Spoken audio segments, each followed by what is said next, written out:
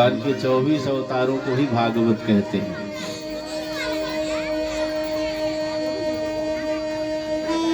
बड़े से बड़े पापी भगवान का नाम गा करके तरे अनेकों उदाहरण हैं। अब तक लगता था, कुछ लोग कहते ये सब ढोंग है, ये सब फंड है, लेकिन अब वैज्ञानिक भी मानने लगे हैं। तब तो मान लो। आज बच्चे बड़े खुश हैं ना, ये सब वो हल्ला कर रहे हैं।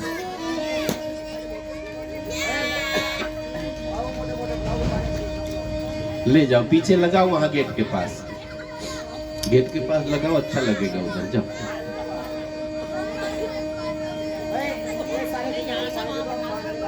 राधा माधव भगवान की जय। ध्यान से सुनेंगे। स्वामी जी देखो, इनने बड़ा हल्ला किया है। वहाँ ले जाओ इन्हें, ए बालकों, वहाँ ले जाओ, शांति से बैठो, हल्ला तो ना करो। तुम अजामिल जैसा पापी, कल आप सबने सुना ना, अपने बालक को पुकारते पुकारते तर गया है। इसलिए संत महापुरुष कहते हैं, अगर हम जंगल जाकर भक्ति नहीं कर सकते हैं, व्रत उपवास ज्यादा नहीं कर सकते, कोई बात नहीं, घर में ही ऐसी व्यवस्था बनाओ कि भजन होता रहे। सबसे आसान तरीका भजन का यही है। घर में तो सबको काम धाम है ना। घर को भगवान का मंदिर समझ लीजिए, सबसे आसान तरीका भक्ति का। अब घर की सफाई भी करेंगे तो किसकी सफाई हो रही है? मंदिर की सफाई हो रही है। घर में जितने लोग हैं सबको भगवान का पार्षद मान लेना है। अब उनके लिए रोटी बनाना भजन हो गया, पानी पिलाना भजन हो गया, सेवा करना भजन हो गया। सबसे आसान तरीका। भोजन बना रही है माताएं बहनें, किसके लिए बनाती हैं? परिवार के लिए नहीं, भगवान के लिए भोजन बनना। परोस करके थाली में गोपाल जी को भोग लगाओ, सारा खाएंगे नहीं, वापस दे देंगे, प्रसाद बांट दो सबको। आजकल किचन में क्या बनता है, किसी से पूछो क्या कर रही? खाना बना रही है। सनातनियों के यहाँ खाना नहीं बनता है, भोजन बनता है। खाना ना खाना बराबर है।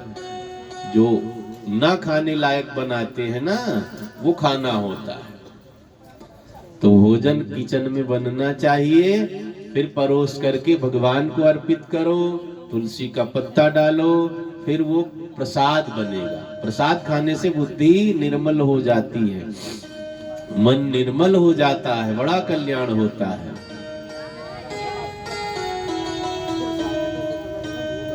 महाराज परीक्षित को सुखदेव मुनि भगवान के अवतारों की कथा श्रवण करवा रहे हैं। कथा आगे बढ़ी है। परीक्षित जी ने कहा, गुरुदेव हिरण्यकश्यपु का क्या हुआ? भगवान के पार्षद थे जय और विजय। सनकादिक महात्माओं ने श्राप दिया राक्षस होने का, विप्र श्राप थे दोनों भाई। तो हिरण्याक्ष का वध 12 भगवान ने सूकर रूप धारण करके हिरण्याक्ष का वध कर दिया था।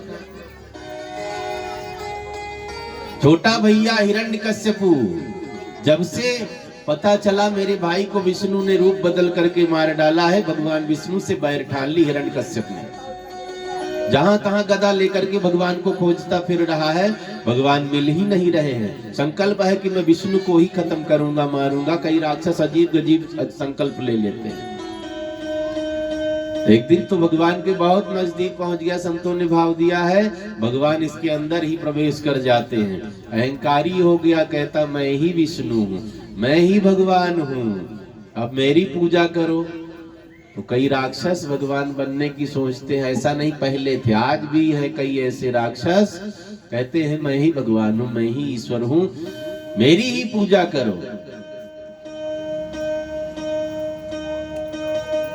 हम श्रेष्ठ मान करके किसी की पूजा कर सकते हैं, परमात्मा सबके अंदर है।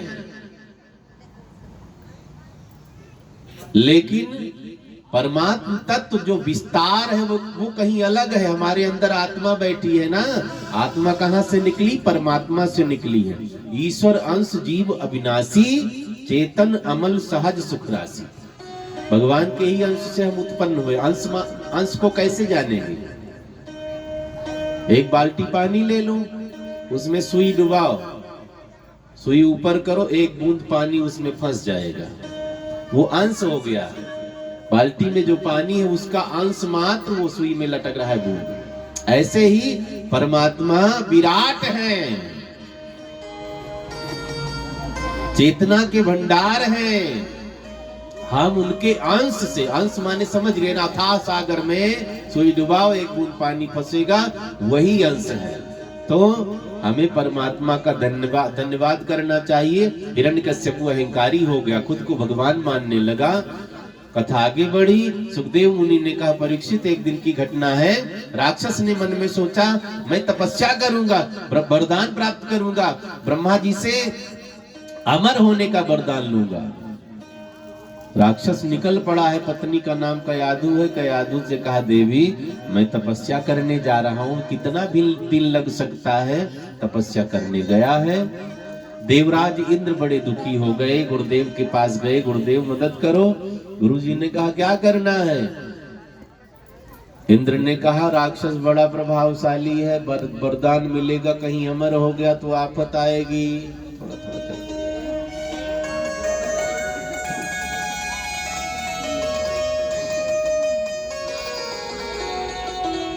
गुरुदेव ने कहा, मैं मदद करूंगा।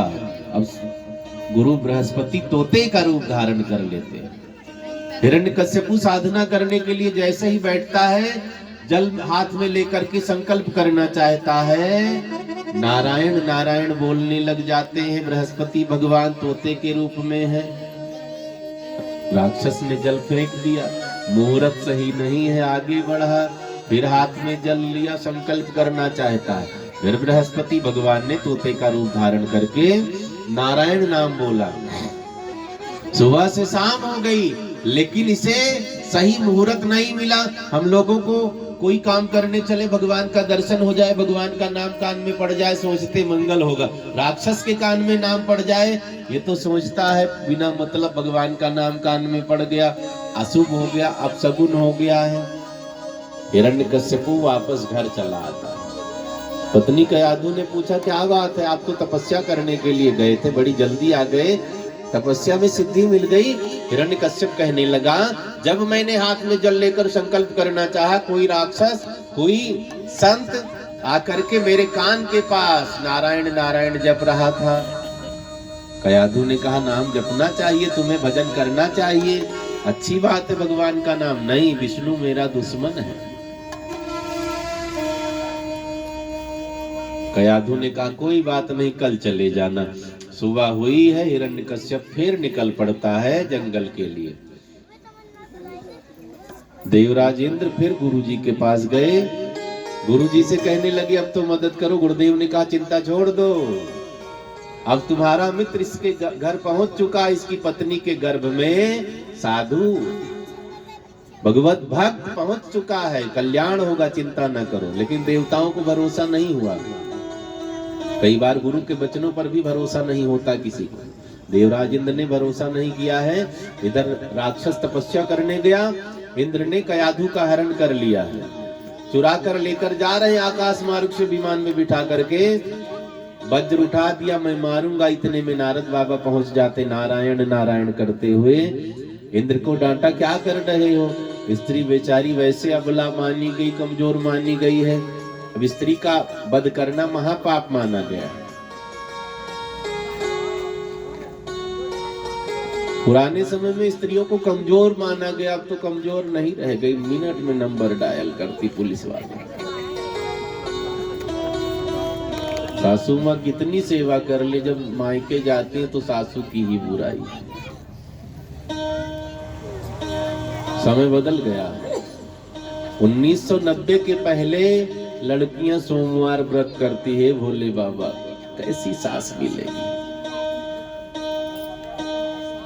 90 के बाद आज तक अब सासू माँ सोमवार व्रत करती है, भगवान बहू कैसी मिलेगी। एक ने हमसे कहा, महाराज जी लड़की लड़के का ब्याह देखा है, गुण मिला दो। मैंने मिलाया, कहा ठीक है, कहा सासू से से भी गुण मिला दो। उनका उसका नहीं मिलाया जाता है। लड़कियां भी ठान लेती हैं, जब दिखाई होती पूरा खानदान लड़के का देखने जाता है, लड़की सबको देखती रहती है। जितने लोग मुझे देखने आए हैं शादी के बाद सबको इकट्ठे देख लूंगी मैं। और देख भी लेती है। लड़की बड़ा ध्यान रखती है, किसने मुझे नापसंद किया था, किसने मुंह बनाया था, किसने आंख बनाई थी, किसने, सबको नोट करती है। बाद में इनको चाय नहीं पिलाना, इनको पानी नहीं देना, इनको बुलाना भी नहीं, इनको बैठाना भी नहीं, सबको देख लेती है। बोलिए शंकर भगवान की जय। इंद्र ने कयाधु का वध करना चाहा, नारद बाबा ने रोक लिया। क्यों मार रहे हो, ये बेचारी निर्दोष है। इंद्र ने कहा नहीं, इसके गर्भ में राक्षस पल रहा है। एक राक्षस ने बहुत दुर्दशा कर रखी, दूसरा उत्पन्न होगा तब क्या होगा। नारद जी ने कहा तुम्हें पक्का पता इसके गर्भ में राक्षस ही पल रहा है। इंद्र ने कहा महाराज संशय नहीं है, जैसा पिता वैसा पुत्र होता है।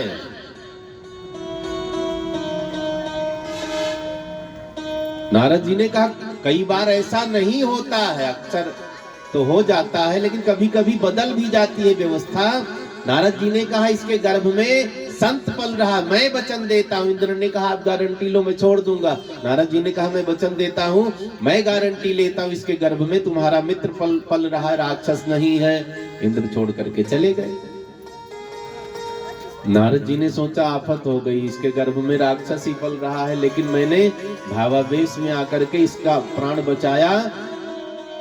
बोल दिया अब क्या करूं। कयाधु को अपनी कुटिया पर ले आए नारद बाबा। रात दिन खाली एक काम, नारायण जपवाते रहते हैं। भोजन किया, नारायण जपवाना शुरू कर दिया। थोड़ा सा विश्राम किया, फिर जगा कर बिठा देते, नारायण जप करना शुरू करवा देते हैं। कई महीना बीत गया, नारायण जप करती रही।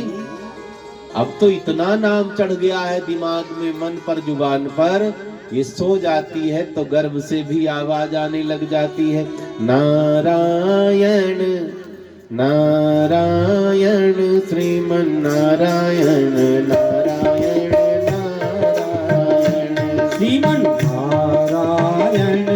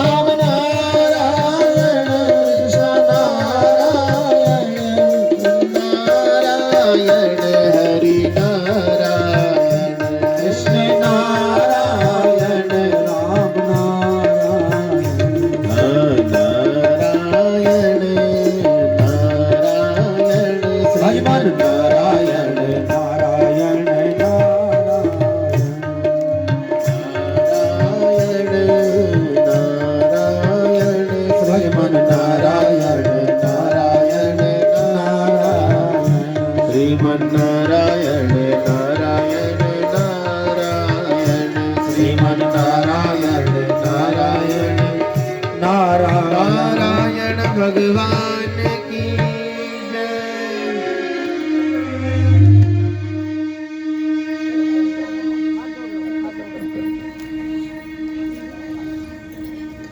ज्यादा हो रहा क्या? ठीक है। विश्राम करने लग जाती तो गर्भस्थ शिशु नारायण जप करने लग जाता। बड़े ध्यान से सुनेंगे। माताएं जो भी करती हैं गर्भावस्था में तो बच्चों पर सीधा असर पड़ता है। इसलिए बहुत सावधान रहना चाहिए। जब माताएं गर्भवती हो तो बहुत सावधान रहना है। अच्छी किताब पढ़नी चाहिए, धार्मिक बातें करनी चाहिए, व्रत उपवास करना चाहिए, जप तप करना चाहिए, झूठ नहीं बोलना चाहिए, प्रपंच से बचना है, झगड़ा नहीं करना, क्रोध नहीं करना है। ये सब नियम माताओं को करना पड़ता है। चक्रव्यूह भेदन अभिमन्यु ने गर्भ में ही सीखा था, पढ़े होंगे ना। नारायण नाम जपना प्रहलाद ने गर्भ में सीखा। इसलिए बहुत सावधान रहना, क्योंकि गर्भ पर असर पड़ता है। बच्चा गर्भ में है, डॉक्टरनी ने मना कर दिया है, बेड रेस्ट करना है, बैठी है रिमोट लिए, दिन भर नई नई फिल्म, नए नए गाने। बच्चे पैदा हुए तो उतली भाषा में 100 साल पहले हमें तुमसे प्यार था, अभी 100 साल देखा भी नहीं, गाना 100 साल पुराना। वेद पुराण पढ़ेंगी, शास्त्र पढ़ेंगी, बच्चा ज्ञानी होकर पैदा होगा। आपके मन में चोरी की भावना तो बच्चा चोर होकर पैदा होगा। ध्यान से सुनेंगे इस बात को। आप दिन भर झूठ बोलोगी ना, बच्चा पक्का है झूठा पैदा होगा। प्रपंच करने में आप माहिर हैं, गर्भ में बच्चे हैं, प्रपंच में लगे, बच्चा प्रपंची होगा। संस्कार गर्भ से देना है।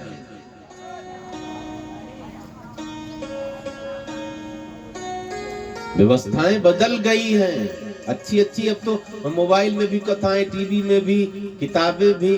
संस्कृत नहीं पढ़ पाते कोई बात नहीं, सब ट्रांसलेशन की व्यवस्थाएं हैं। इंग्लिश में भी गीता, भागवत गीता, श्रीमद् भागवत, सब पुराण आने लगे हैं।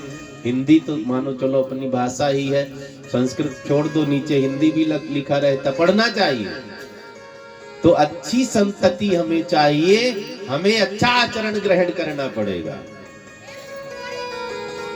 बाकी जैसी संतान चाहिए खुद वैसा बन जाओ। जब गर्भ में बच्चे रहे, पक्का वैसा ही बालक बालिका पैदा हो।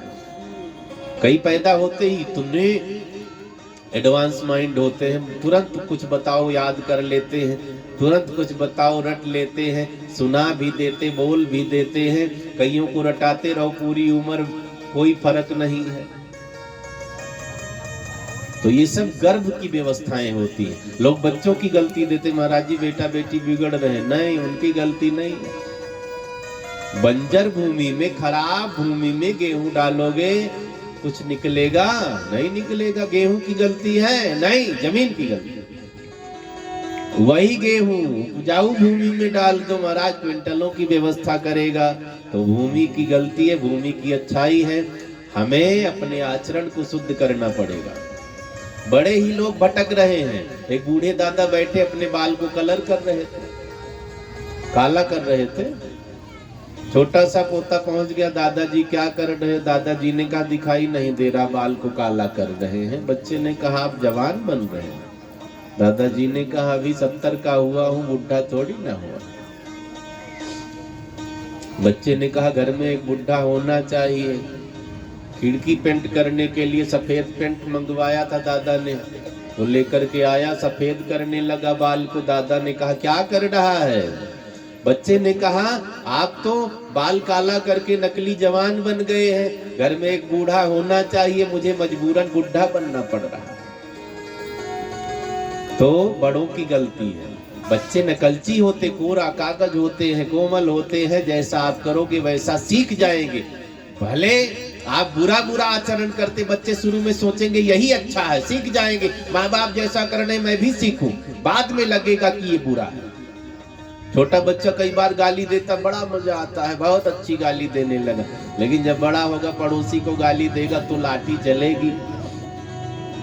इसलिए बहुत सावधान। नारद बाबा ने कयाधु को अपनी कुटिया में आश्रय दिया है, नारायण जप करवाते रहते हैं। कयाधु तो परम भक्त हो जाती है। गर्भस्थ शिशु जो है वो भी गर्भ में 7 महीने के बाद जो भी हरकत माता करती है, माता पिता करते, उसके नजदीक जो व्यवस्थाएं होती हैं, बच्चा जान जाता है।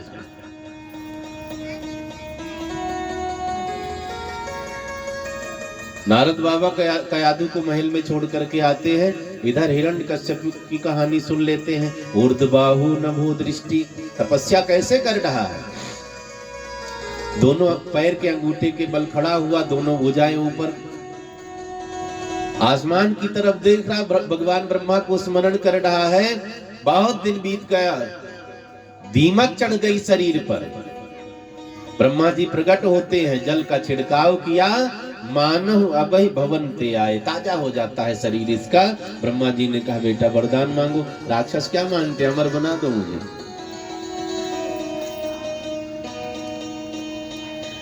खाली अमर बनने के चक्कर में राक्षस लगे रहते, इनको संस्कार से मतलब नहीं होता। सोचते जितना लंबा जीऊंगा उतना सबको तंग करूंगा, उतना खाऊंगा, मौज मस्ती करूंगा, पीऊंगा। अच्छे लोग सोचते जितना जी लूंगा अच्छा ही करते रहना, बाकी जो आपकी कृपा होगी वो ठीक है। हिरण्यकश्यपु ने कहा मुझे अमर बना दीजिए। ब्रह्मा जी सोच में पड़ गए, बेटा अमर नहीं बना सकते, आया है सो जाएगा, राजा रंग फकीर। एक सिंहासन चढ़ चला, एक जात बंधा जंजीर। मरना पक्का है, हम अमर बन सकते हैं। कबीर साहब से लोगों ने पूछा महाराज मरने का मतलब बताओ। कबीर साहब ने कहा मरने का मतलब ये है कि फिर मरना ना पड़े, हम अमर बन सकते हैं, लेकिन इस बार नहीं। मरना मरना सब कहे, मरना कैसो होए, मरना तो तब जानिए, फिर मरना ना होए। इस बार ऐसा कर्म करेंगे, जन्म लिया है ना, शमशान तक पहुंचेंगे, टेंशन न लो। ऐसा कर्म करो दोबारा जन्म नहीं होगा, जब जन्म नहीं होगा तो मरना नहीं पड़ेगा, सीधा वैकुंठ की यात्रा। स्वर्ग तक जाओगे ना तो फिर आना पड़ेगा। गीता में भगवान ने कहा ते त्वम भुक्त्वा स्वर्ग लोकम विशालम क्षीणे पुण्य मृतलोकम विसंति। जब पुण्य क्षीण होता है तो स्वर्ग से देवता धकेल देते, जाओ फिर कमाओ। तो हमें ज्यादा भक्ति करनी चाहिए। पहले मुक्ति संसार में निवास करती थी, जल्दी मिल जाती थी, अब मुक्ति वैकुंठ में निवास करती है। मुक्ति चाहो ज्यादा भजन करना पड़ता है, तब मुक्ति वैकुंठ से आती, हमें लिवा कर जाती है। इसलिए मरना तो पक्का है, मरना मरना सब कहे, मरना कैसो हो, मरना तो तब जानिए, जब फिर मरना ना हो। मरने से सब जग डरा, मेरो मन आनंद, कब मिली हो कब भेटी हो, पूरन परमानंद। इसलिए मरने की चिंता छोड़ दो, श्वास का भरोसा नहीं है, आई है अंदर गई, बाहर निकले की गारंटी नहीं। अभी ठीक ठाक बैठे हैं, आगे ठीक रहेंगे कि नहीं ठीक रहेंगे। अभी हंस रहे, अगले पल क्या पता रोने लग जाए, अभी रो रहे, अगले पल क्या पता हंसने लग जाए। कन्हैया कन्हैया पुकारा करेंगे, कन्हैया कन्हैया पुकारा करेंगे, लताओं में ब्रज की गुजारा करेंगे, लताओं में ब्रज की गुजारा करेंगे, कन्हैया कन्हैया पुकारा करेंगे।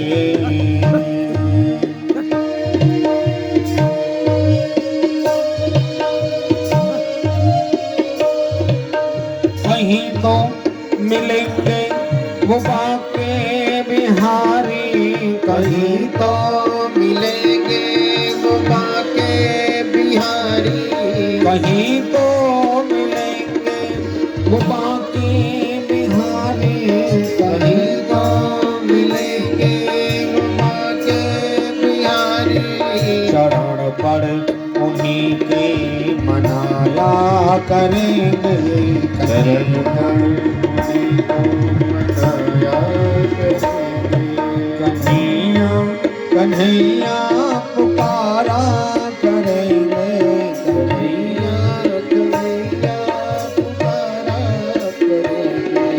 लताओं में ब्रज की गुजारा करेंगे, लताओं में ब्रज की गुजारा करेंगे। बना कर के हृदय में हम प्रेम मंदिर, बना कर हृदय में हम प्रेम मंदिर, वो बना कर के हृदय में हम प्रेम मंदिर, बना कर हृदय में हम प्रेम मंदिर। वहीं उनको झूला झुलाया करेंगे, कन्हैया कन्हैया पुकारा करेंगे, कन्हैया कन्हैया पुकारा करेंगे। लताओं में ब्रज की गुजारा करेंगे, लताओं में ब्रज की गुजारा करेंगे। कन्हैया कन्हैया पुकारा करेंगे, कन्हैया कन्हैया पुकारा करेंगे। जो रूठेंगे हमसे ये बातें बिहारी, जो रूठेंगे हमसे ये बाने बिहारी, वो जो रूठेंगे हमसे वो बातें बिहारी, जो रूठेंगे हमसे ये बाने बिहारी। चरण पर इन्हीं को मनाया करेंगे, चरण पर इन्हीं को मनाया करेंगे। कन्हैया कन्हैया पुकारा करेंगे, कन्हैया कन्हैया पुकारा करेंगे, पुकारा करेंगे, पुकारा करेंगे, पुकारा करेंगे। मरने से क्या डरना, जैसे जन्म सत्य है वैसे मृत्यु सत्य है। गीता में भगवान ने कहा जातस्य ही ध्रुवो मृत्यु ध्रुवम जन्म मृतस्य च। जैसे जन्म सत्य है मृत्यु सत्य है। ना मृत्यु से डरना है ना मृत्यु से भागना है, ना मृत्यु मांगनी है, फ्री में मिलेगी। टाइम का इंतजार करो। कई बिस्तर पर पड़ जाते हैं, भगवान उठा ले। क्यों उठा ले, अभी जीना है। कह रहे हैं बहुत कष्ट हो रहा। क्यों कष्ट हो रहा, भोग लो सारा। जब हम पर दुख आता है तो समझ लो हमारे पुराने पाप खत्म हो रहे हैं। जब जब विपत्ति आए समझ लो पुराना जो बैलेंस बना रखा है पाप का, उसमें से घट रहा है।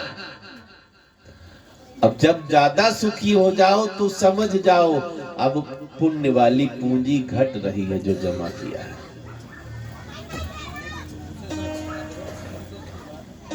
ब्रह्मा जी ने कहा अमर नहीं बना सकते, मरना तो पड़ेगा। अब कैसे मरना पसंद करोगे तुम बताओ। अब हिरण्यकश्यपु ने बुद्धि लगाई है, राक्षस बड़ा ज्ञानी है, अमर जैसा वरदान मांग रहा। क्या मांगा, न दिन में मरूं, न रात में मरूं, न घर में मरूं, न बाहर मरूं, न नर से मरूं, न पशु से मरूं, न अस्त्र से मरूं, न शस्त्र से, साल के 12 महीने में भी न मरूं। गजब हो गया। अब ब्रह्मा जी ने तथास्तु कह दिया। झेलना तो भगवान विष्णु को पड़ेगा, इतना तगड़ा माहौल क्रिएट करेंगे तब मरेगा ये। तथास्तु कह के चले गए। अब ये वापस आता है, बलशाली हो गया, अब घमासान युद्ध करता है, सबको अपने वश में कर लिया है, पूरी सृष्टि को अपने अधीनस्थ कर लेता है, भगवान बनकर बैठ गया। समय आगे बढ़ा, कई संतानें हैं। प्रहलाद जी का जन्म हुआ है। प्रहलाद जी बच्चों के साथ स्कूल में एडमिशन मिला है, गुरुकुल में पधारते हैं। शुक्राचार्य जी के पुत्र हैं संड और अमरक, गुरुकुल चला रहे हैं। ये राक्षसी विद्यालय है, अलग अलग सबके विद्यालय हुआ करते थे ना, आज भी अलग अलग विद्यालय हो रहे हैं। धीरे धीरे बच्चों को ईसाई बनाना हो तो हाईएस्ट सेकेंडरी में भेज दो, बच्चों को ज्ञानी पंडित बनाना हो गुरुकुल में भेज दो, बच्चों को आतंकवादी बनाना हो तो मदरसे में भेज दो। अलग अलग व्यवस्थाएं आज भी हैं।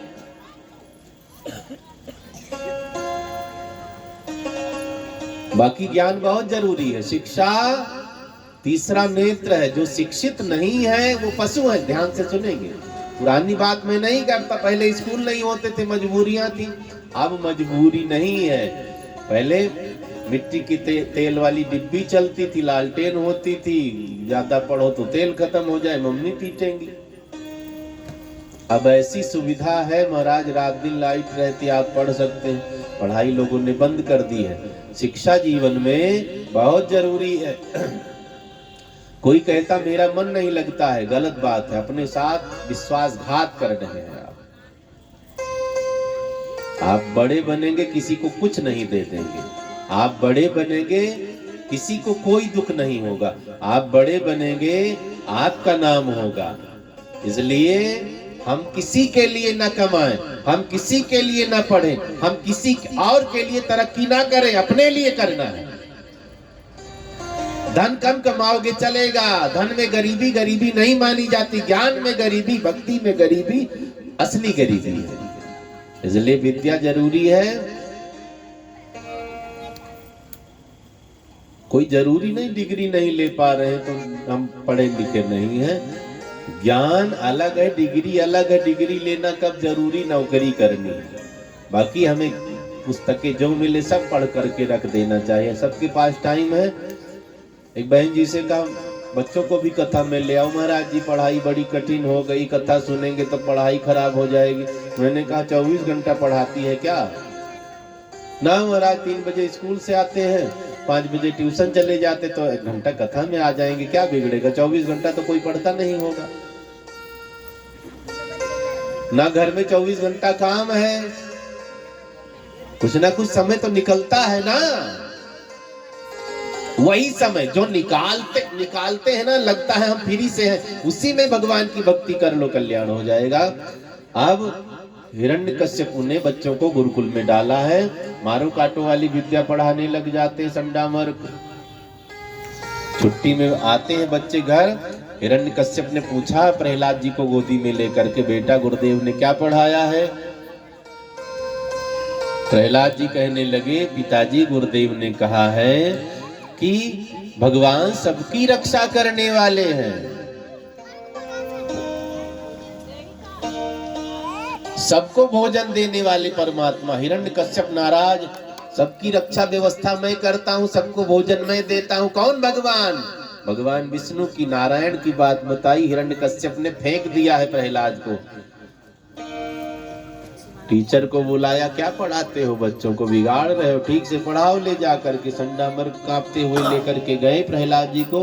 अब तो बड़ा ध्यान रखते हैं, रात दिन पढ़ाई में लगे हैं, इधर उधर के बच्चों से मिलने नहीं देते हैं। कोई आकर के सिखा देगा।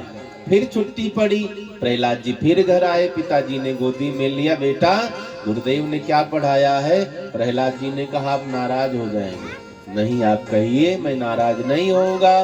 पिताजी मैंने बताया था ना जिन भगवान के बारे में, उनको पाने के 9 रास्ते हैं। भक्ति 9 प्रकार की है, इसे नवधा भक्ति भी कहते हैं। प्रहलाद जी ने 9 प्रकार की भक्ति का बखान पिताजी के सामने किया है। श्रवणम कीर्तनम विष्णु स्मरणम पाद सेवनम अर्चनम वंदनम दास्यम सख्यमात्म निवेदनम। नवधा भक्ति 9 प्रकार की, एक भी आ गई तो कल्याण हो जाएगा। पहली भक्ति क्या है? सुनना। श्रवणम, संतों की वाणी सुनना, भगवान की वाणी सुनना, बड़ों की वाणी सुनना, ये सबसे पहली भक्ति है। आजकल सुनना ही नहीं आ रहा है। बच्चों को सुनाने लग जाओ, उल्टा और सुनाने लग जाएंगे, तुम ही सुनो। बहुओं को लगता सासू माँ हमें बहुत कष्ट दे रही है। नहीं, 2 पैसा बचा रही, कंजूस होती है सास। 2 पैसा बचा रही, तुम्हारे काम आएगा बाद में। सुनना सबसे पहली भक्ति है। जिसको सुनना आया वही विद्वान बनेगा, जिसको सुनना नहीं आया वो महामूर्ख रहेगा। इसलिए स्कूल में टीचर की सुननी है। घर में माता पिता की सुननी है, समाज में बड़े बूढ़ों की सुननी है, और संत महापुरुषों की वाणी श्रवण करनी है। सबसे पहली भक्ति में आप पुष्ट हो गए। अब कल से क्या करेंगे?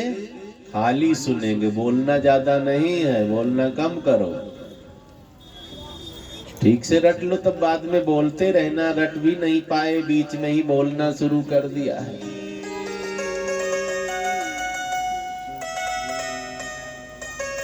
जो सुनेगा वो ज्ञानी बनेगा। दूसरी भक्ति क्या है? कीर्तनम, भगवान के नाम का कीर्तन करना। तीसरी भक्ति है श्रवणम कीर्तनम विष्णु स्मरणम, भगवान का स्मरण करना। स्मरण माने याद करना। अर्चनम, अर्चनम मतलब कुछ चीजें भगवान को चढ़ाई जाती, नहलाना, धुलाना, कपड़े पहनाना, तिलक लगाना, माला चढ़ाना, सेंट लगाना, अगरबत्ती धूप दिखाना, आरती करना, भोग लगाना, अर्चन हो गया। वंदनम, उसके बाद में वंदन करना है, प्रणाम करना है, दंडवत करनी है। अर्चनम वंदनम दास्यम, भगवान के प्रति सुंदर भाव रखना। मैं आपका दास हूँ, मैं आपका सेवक हूँ, मैं आपका नौकर हूँ, ऐसा भाव रखना है। सुतीक्ष्ण मुनि हुए हैं, राम कथा में आपने सुना होगा, अगस्त जी के शिष्य हैं। इनके सामने राम जी आए, कहने लगे वरदान मांगो। सुतीक्ष्ण मुनि कहते मुझे अभिमान दे दो। हंसने लगे राम जी, क्या मांग रहा है? महात्मा पगला तो नहीं गया है, अभिमान मांग रहा है। अभिमानी लोग गिर जाते हैं। सुतीक्ष्ण मुनि ने कहा अभिमान के अलावा मुझे कुछ नहीं चाहिए। भगवान ने कहा अभिमान लेकर क्या करोगे? और मैं नहीं जानता, बस मुझे अभिमान चाहिए। किस चीज का अभिमान भाई? कोई पद पदार्थ प्रतिष्ठा, तब तो अभिमान करोगे। सुतीक्ष्ण मुनि ने कहा मैं सबसे बड़ा नौकर आपका, सबसे बड़ा सेवक बनूं, ये मुझे घमंड होना चाहिए। अब बताओ, नौकर का भी घमंड होता है? मालिक बनो तो घमंड हो जाता है, नौकर का घमंड, मैं सच्चा सेवक आपका बनूं, ये मुझे घमंड रहे। अस अभिमान जाय जनि भोरे, मैं सेवक रघुपति पति मोरे।